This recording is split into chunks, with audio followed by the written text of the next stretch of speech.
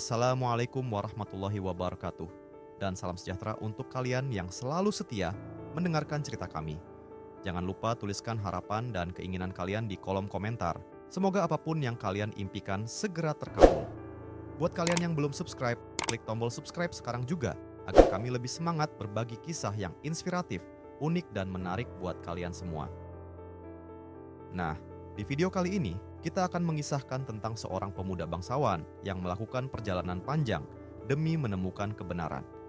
Meski hidup dalam kemewahan dan penuh kenyamanan, ia merasa ada kekosongan di hatinya yang tak kunjung terisi. Apa yang membuatnya gelisah? Dan bagaimana perjalanan ini mengubah hidupnya? Penasaran dengan kisahnya? Yuk, langsung saja kita mulai. Pada masa awal penyebaran Islam di tanah Persia yang megah dan penuh tradisi, hiduplah seorang pemuda bangsawan bernama Salman Al-Farisi. Meskipun ia tumbuh dalam kemewahan, hatinya selalu gelisah. Waktu itu, sebagian besar orang Persia menganut agama Majusi, termasuk keluarganya. Namun, Salman merasa ada sesuatu yang kurang dalam keyakinan itu. Sebuah kekosongan yang terus menghantuinya. Salman adalah putra seorang petinggi di kota Kazerun, Iran. Ayahnya, seorang pria kaya raya yang memiliki rumah terbesar dan kebun yang menghasilkan panen melimpah, adalah sosok yang sangat mencintai Salman. Cinta ayahnya begitu besar hingga ia menjadi terlalu melindungi. Ia takut kehilangan putranya yang berharga, sehingga menjadikan rumahnya seperti penjara bagi Salman. Hari-hari, Salman dihabiskan dalam kurungan cinta ayahnya, namun jiwa mudanya bergolak. Ia merasa terbelenggu, bukan hanya oleh dinding rumah yang megah, tetapi juga oleh keyakinan yang diwariskan kepadanya. Salman mulai mempertanyakan segalanya tentang hidup, agama, dan apa yang sebenarnya membuat hati manusia tentram. Dengan tekad yang tak tergoyahkan, Salman memutuskan untuk memulai perjalanan besar dalam hidupnya. Ia ingin mencari jawaban atas kegelisahannya, menemukan agama yang bisa menenangkan hatinya, dan memberi makna pada keberadaannya. Perlawanan terhadap keyakinan yang sudah lama dianut kaumnya menjadi awal dari petualangan besar Salman, sebuah pencarian spiritual yang kelak mengubah hidupnya selamanya. Pada suatu hari, Salman Al-Farisi mendapat kesempatan yang tak biasa. Ayahnya, yang biasanya terlalu khawatir untuk membiarkan Salman keluar rumah, tiba-tiba memintanya menjalankan tugas penting. "Hari ini aku ada urusan di luar," ujar ayahnya dengan nada serius. "Bisakah engkau menggantikan tugasku di perkebunan?" Salman tersenyum lebar, merasa seperti mendapat hadiah berharga. "Tentu saja, ayah. Aku akan melakukannya sebaik mungkin," jawabnya dengan penuh semangat. Bagi Salman, permintaan ini adalah angin segar. Selama ini, ia merasa terkurung di rumah megahnya, seperti burung yang dipenjara dalam sangkar emas. Kesempatan mengurus perkebunan ayahnya berarti ia akhirnya bisa menghirup udara luar, melihat dunia, dan merasakan kebebasan yang selama ini dirindukannya. Dengan hati yang berdebar-debar, Salman memulai perjalanan menuju perkebunan ayahnya. Namun, dalam perjalanan itu, sesuatu yang tak terduga terjadi. Ia melewati sebuah gereja Nasrani yang kecil namun tampak penuh kehidupan. Dari dalam gereja terdengar suara doa dan nyanyian yang mengalun lembut. Begitu berbeda dari apa yang biasa ia dengar. Rasa penasaran Salman terusik. Apa yang sedang dilakukan orang-orang di dalam sana? Kenapa suara mereka terdengar begitu damai? Dengan hati-hati, ia mendekati gereja itu dan memutuskan untuk masuk. Saat langkahnya melewati ambang pintu gereja, Salman merasa seperti memasuki dunia yang sama sekali baru. Ia melihat orang-orang berdoa dengan penuh khidmat. Wajah mereka memancarkan ketenangan yang mendalam. Hatinya bergetar. Mungkinkah ini awal dari jawaban atas kegelisahannya selama ini? Ketika Salman Al-Farisi melihat orang-orang Nasrani bersembahyang di gereja, ia merasakan sesuatu yang berbeda. Cara mereka berdoa, suasana damai yang tercipta, semuanya terasa begitu indah dan menenangkan. Salman merasa hatinya tertarik, seolah ada kekuatan yang memanggilnya untuk mendekat. Ia pun tinggal di gereja itu hingga matahari mulai tenggelam di ufuk barat, melupakan sepenuhnya tugas yang diberikan ayahnya untuk mengurus perkebunan. Saat akhirnya pulang ke rumah, ayahnya menunggu dengan penuh harap. "Bagaimana pekerjaan di perkebunan, anakku? Apakah semua berjalan lancar?" tanya ayahnya dengan suara penuh keyakinan. Namun, jawaban Salman membuat ayahnya terkejut. "Maafkan aku, ayah," ucapnya dengan nada menyesal. "Dalam perjalanan ke perkebunan, aku bertemu orang-orang Nasrani yang sedang bersembahyang di gereja. Aku merasa ada kedamaian yang luar biasa saat mengikuti mereka berdoa. Aku tidak bisa meninggalkan tempat itu. Ayahnya membelalak, tidak percaya dengan apa yang didengarnya. "Apa?" serunya dengan nada tinggi. "Wahai anakku, tidak ada kebaikan dalam agama itu. Agamamu dan agama nenek moyangmu jauh lebih baik dari agama mereka." Namun, Salman menjawab dengan keberanian yang mengejutkan ayahnya. "Tidak, ayah. Agama mereka lebih baik daripada agama kita." Kata-kata itu menghancurkan hati ayahnya. Ia tidak pernah membayangkan anak yang begitu dicintainya akan menyatakan sesuatu seperti itu. Ketakutan mulai merayapi pikiran ayahnya. Bagaimana jika Salman meninggalkan agama leluhurnya? Bagaimana jika ia pergi meninggalkan rumah? Ketakutan ini membuat sang ayah mengambil tindakan drastis. Dengan hati yang berat, ia mengurung Salman di dalam rumah dan memasung kakinya dengan rantai besi. Baginya, ini adalah satu-satunya cara untuk menjaga Salman tetap di sisinya dan jauh dari pengaruh agama Nasrani. Namun, Salman tidak menyerah. Gejolak batinnya terlalu kuat untuk dibendung. Ia yakin bahwa ia harus mencari kebenaran, meski harus melawan segala rintangan. Dengan cerdik, Salman memanfaatkan kepercayaan salah satu pembantu di rumahnya. "Tolong, antarkan surat ini kepada salah satu jamaah gereja Nasrani," bisik Salman kepada pembantunya, menyerahkan selembar surat. "Jangan biarkan ayah tahu. Jika dia tahu, engkau akan dihukum." Pembantu itu mengangguk dengan ragu namun setia. Surat itu menjadi awal dari usaha Salman untuk menjalin hubungan dengan orang-orang Nasrani, meski ia terkurung dan dirantai. Tekad Salman semakin bulat. Ia tahu bahwa kebenaran harus ia temukan, apapun risikonya.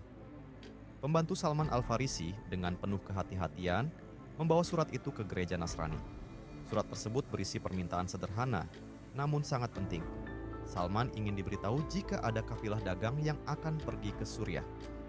Salman tahu bahwa Suriah adalah pusat agama Nasrani, tempat ia berharap bisa menemukan kedamaian dan kebenaran. Beberapa hari kemudian, pembantunya membawa kabar yang ditunggu-tunggu.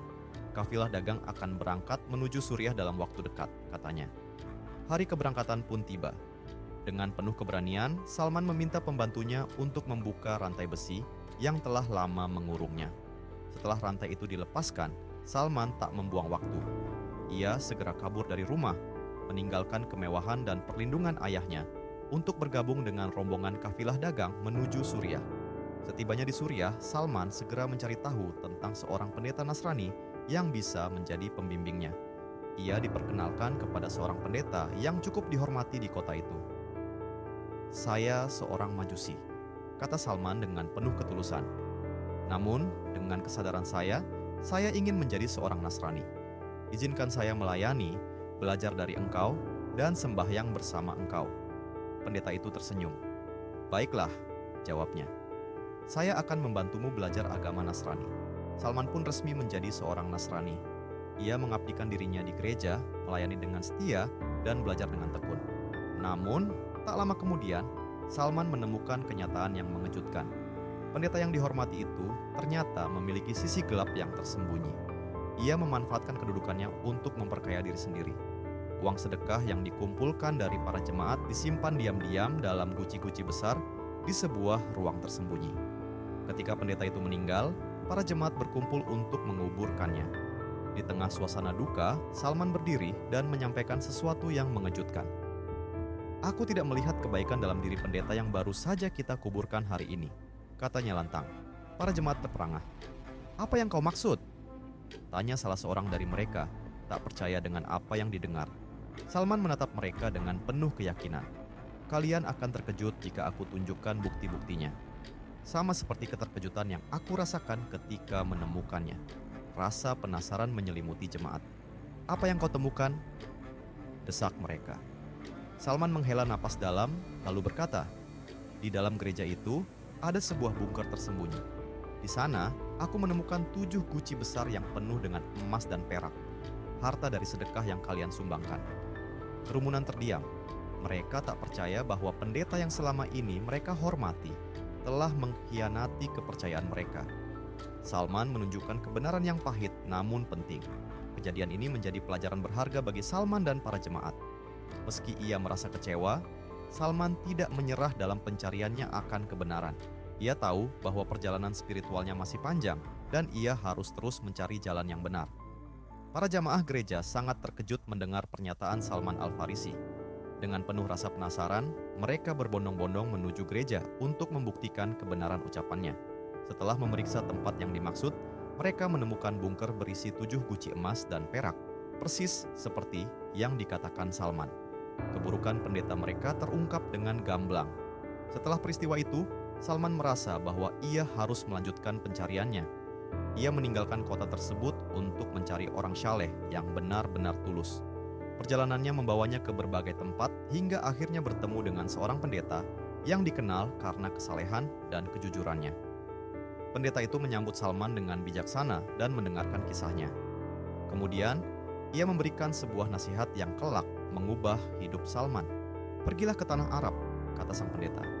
"Di sana telah datang seorang nabi yang jujur, yang senantiasa berbuat baik, dan tidak pernah memakan harta sedekah untuk dirinya sendiri." Perkataan itu menjadi petunjuk bagi Salman. Ia memutuskan untuk menuju tanah Arab, meski perjalanan itu penuh risiko.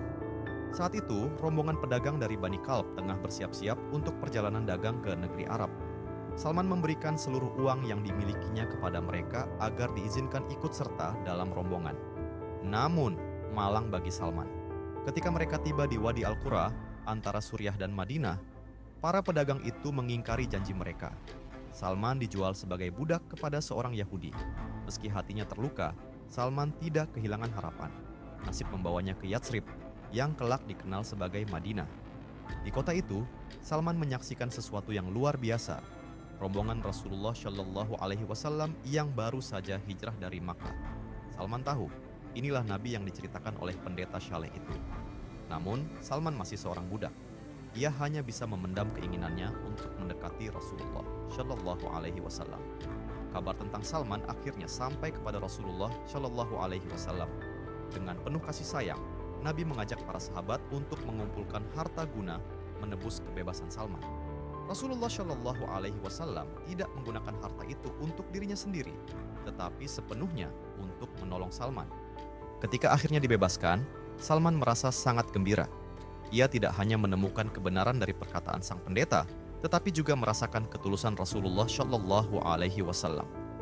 Ia memeluk Islam dengan sepenuh hati dan menjadi bagian dari umat Nabi. Kegembiraan Salman semakin bertambah saat ia diterima dengan hangat oleh kaum muslimin. Kaum Muhajirin dan Ansyar menyatukan diri sebagai saudara, dan Salman, meski berasal dari luar dua golongan itu, diakui dan diterima sebagai bagian dari mereka. Ia adalah orang pertama yang memeluk Islam dari luar dua kelompok tersebut, sebuah kehormatan yang tidak ternilai. Perjalanan panjang Salman Al-Farisi akhirnya membawa kebahagiaan dan kedamaian. Ia menemukan kebenaran yang selama ini ia cari, di bawah bimbingan Rasulullah Shallallahu Alaihi Wasallam dan di tengah umat Islam yang penuh kasih. Salman Al-Farisi, seorang tokoh besar dalam sejarah Islam, selalu memainkan peran penting dalam perjuangan Rasulullah Shallallahu Alaihi Wasallam menyebarkan agama Islam. Salah satu kontribusi paling strategisnya terjadi pada Perang Khandaq saat kaum Quraisy yang dipimpin Abu Sufyan bersama aliansi suku-suku Arab lainnya menyerang Madinah dengan kekuatan besar, mencapai 24.000 personel. Ketika ancaman itu mendekat, Salman Al-Farisi mengusulkan strategi yang belum pernah dikenal oleh bangsa Arab sebelumnya, menggali parit di sekeliling Madinah untuk menghalangi serangan musuh. Dengan penuh pertimbangan, Rasulullah Shallallahu Alaihi Wasallam menerima usul ini. Ide Salman terbukti brilian. Parit itu menjadi penghalang besar bagi musuh, sehingga mereka gagal menembus pertahanan Madinah. Perang Khandaq pun berakhir dengan kemenangan di pihak kaum muslimin, sebuah kemenangan yang sangat menentukan. Setelah era Rasulullah Shallallahu Alaihi Wasallam, Salman tetap menjadi sosok yang dihormati. Pada masa kekhalifahan Umar bin Khattab, ia diangkat menjadi gubernur Al-Madain, sebuah kota penting di Persia. Ketika kabar kedatangannya sebagai gubernur menyebar, penduduk Al-Madain berkumpul di jalan-jalan untuk menyambutnya. Mereka membayangkan sang gubernur akan tiba dengan iring-iringan mewah dan rombongan pasukan yang megah. Namun, kenyataan berkata lain. Salman Al-Farisi datang dengan sangat sederhana, hanya menunggangi seekor keledai. Ia duduk di atasnya sambil menggigit sepotong tulang berdaging yang dimakan sedikit demi sedikit.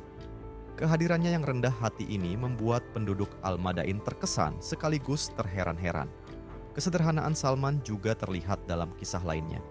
Suatu hari, seorang saudagar yang baru kembali dari Syam membawa barang dagangannya berupa kurma dan buah tin. Ia melihat Salman di jalan dan, tanpa mengetahui identitasnya, memintanya untuk mengangkut barang-barang tersebut. Dengan penuh kerendahan hati, Salman memenuhi permintaan saudagar itu dan memanggul barang dagangan tersebut menuju tempat tujuan. Ketika saudagar itu akhirnya menyadari bahwa pria sederhana yang ia sangka kuli ternyata adalah Gubernur Al-Madain, ia segera meminta maaf atas kelancangannya. Namun, Salman hanya tersenyum dan tetap menyelesaikan pekerjaannya, mengantarkan barang itu hingga selesai.